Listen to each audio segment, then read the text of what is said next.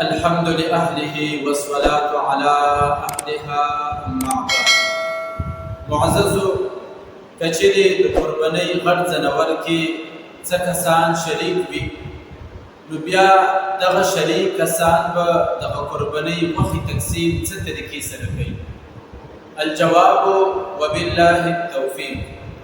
معززو کچری یو غټ ځناور کې څه کسان شریک وي نو دغه کسان به ټول له اول د غوښې تقسیم هغه تلې په ذرې سره کوي، هر یو حصهدار ته هر یو شریک ته دغه غوښه برابرې طریقې سره میلاو شي.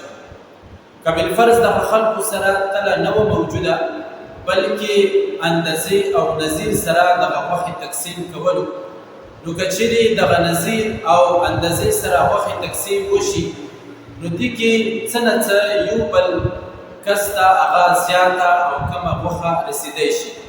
که بالفرض یو کس ته د بل شریک نه پاو نیم کیلو غوښه زیاته میلاو شوه نو دغه غوښه بیا سود کې راځي.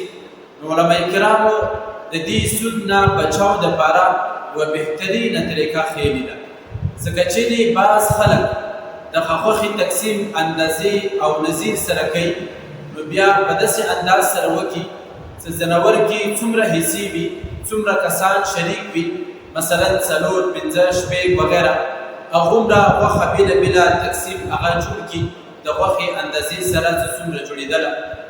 او بیا په دغه ځناور کې څه داسې شیان دي چې دا د غوښې جنس نه جوړېږي، یعنې دې باندې د غوښې اطلاق نه کېږي.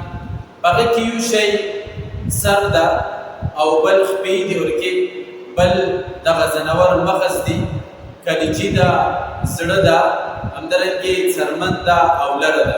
نو داسې طریقه د وکړي چې دغه اندازې سره کومه غوښه دوی تیاره کړې ده نو بیا هر یو شي سره یو شی بېله بېله کېدی، مثلا یو سره زړه کېږدئ، بل سره مغز کېدی، بلې حصې سره خپې کېدی، بلې حصې سره سر کېږدئ، چې څومره حصې وي دغې طریقې سره دغه شیانو سره کېږدئ.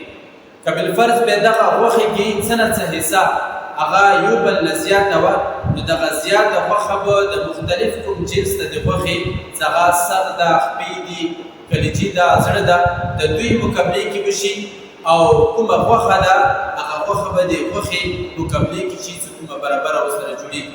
نو دغې طریقې سره به دغه غوښې تقسیم کې کوم سود ده هغه سود نه بچاو دپاره دغه طریقه چې استعمال شي نو انسان هغه سود نه بچ پاتې شي.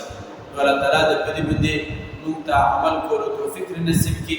واخر دعوانا ان الحمد لله رب العالمين.